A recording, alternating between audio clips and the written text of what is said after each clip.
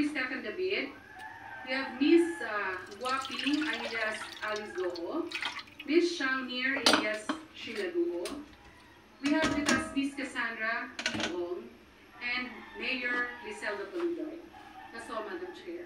Ibang klase, no? Strict directive. Madam Chair, Yes, SP Pro where did Tempore. you get the information that Mr. Samson gave a strict instruction?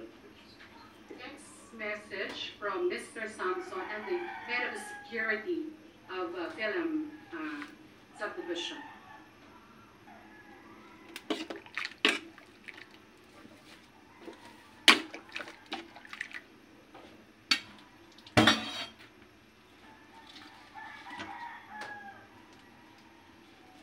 Mr. Samson, wala ako sa bahay chief. Wala din magre-receive doon.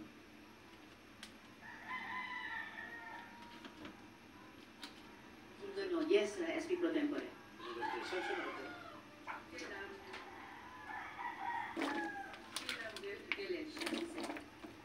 Madam Chair, I move that the subpoena during the next hearing. Thank you very much, SP Pro Tempore and Senator Sherwin. There's a motion to subpoena JP Samson, duly seconded, and the chair. Correct. Mayor. Suot ko lang po yan to nung pagtulog ko po, Your Honor. Okay. Minsan, nagkakapareho kayo ng shirt. Suit niya, suit mo. Parang meron his and hers. Couple shirt yung tutawagin. Naman? Po, Your Honor. Hindi ba makakita ko siya? Diba? Pareho. Opo, Your Honor, pero nabili ko rin po yun. Nabili lang ba siya? Hindi po. Paano naman nangyari yun? Pareho kayong ano? Hindi ko naman po siya bili yun. Eh ano nga? Nagkataon po siguro may Your Honor na ganyan. Regalo niya sa'yo? Wala naman po nare-regalo sa akin, Your Honor. Nabili lang po siya. Hindi rin po, Your Honor. Isa pa. Wala pa rin kayong relasyon? Wala po, Your Honor. Ano ito? Pareho mo kayo t-shirt. Pareho blue. Polo. Your Honor, marami naman po magkakaparehas. Ganun. Your Honor. Ayaw ka rin talaga umamin na nagkataon lang. Wala naman po kaming relasyon, Your Honor. Talaga. May pupulo talaga. Meron talaga. Gusto mo kayo magpatuloy ka na kaya lang pero ayaw pa rin umamin, ha? Opo, Your Honor, hindi naman po kami. Wala naman po kami. O, alis ko. Ikaw ba bumili ng t-shirt para sa kanya? O siya nagregalo sa'yo? Ha? Yung mic po, Ms. Guapi, isang sagot dun sa tanong ni SP Pro Tempore. Ano yun? Nagkataon lang. Pareho kayo. Pareho kayong t-shirt. Ha? Hindi ko nga po alam may ganun picture. Ano? Hindi ko po alam na may ganun picture. Mas malito pa eh. O, pareho. Campaign shirt. Ano? Uniforme nyo to. Kung saan? Ay, hindi pa rin naman. Sige.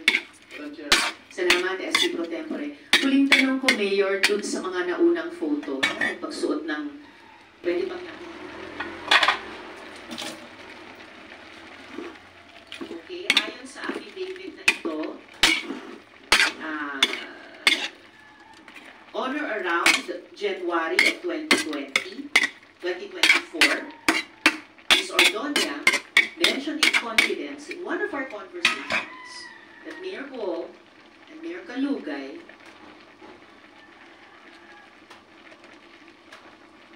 What are you telling us? Alam mo, before you answer, no, I just want you to know this. Hindi ka sasagipin ng sino mang nasa paligid mo. Ang sasagip sa'yo yung magsasalabi ka ng katotohanan. Sige, anong participation mo dito? Bakit ikaw ang owner? Wala ka naman kamong ganong kalaking pera, pero nandyan yung pangalan mo. Yes po, Your Honor. Ako po yung nag-apply talaga po. Hindi kayo inutusan ni Mayor ng Gindami. Hindi po talaga, Your Honor. Sinong nakaisip nito? Ikaw talaga? Yes po, Your Honor. Ikaw ang nakaisip nito. So ito, pag involved ko, ikaw ang kukulong namin dito. Yes po, Your Honor. So ikaw nakaisip. Yes po. Walang tumulong sa'yo mag-isip. Wala po, Your Honor. Pero ini-endorse ka ng mayor mo. Kasi Hindi ka tinutulungan ng mayor mo. hindi po talaga kasi ng endorsement sa mayor. Nagkataon lang to lahat. kasi yan, Your Honor. Yung unit na yun, 15 po yung i-apply. Pero ang ko sana, isa lang po, Your Honor. So ikaw lahat ang nakaisip nito? Yung sa akin lang po, I'm speaking from myself. At itong lahat na ito, hindi mo kilala itong mga Efren, Rowena Cruz, Arlene Pantaleon, Kent Pu, wala kang kilala dyan. Senator Joel, bago natin iwan yung Aqua Farm, Ms. Cheryl, hindi po natapos sa application lang na endorse ni Mayor Kalugay. Meron pong kopya ang komite ng DTI na certification na Aqua Farm is issued to Cheryl Ordonia Medina, dated June 14, 2022. Pirmado pa ng dating DTI Secretary Lopez. So ito po yung na-issuehan ng certificate ng DTI. So hindi po hanggang application lang, na-aprobahan ng DTI.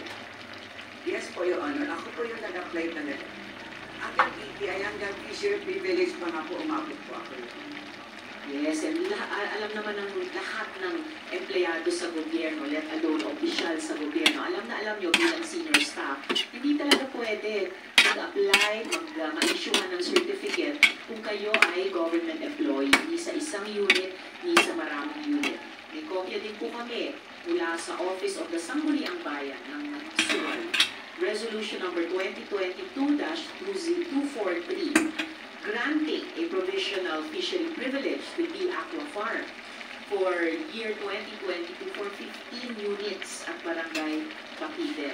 Signed ni Wilma Asuncion, Secretary to the Sanggunian. So hindi po naiwan sa isang application. May at least dalawa pang signed documents mula DTI at mula mismo sa inyong Sangguniang Bayan.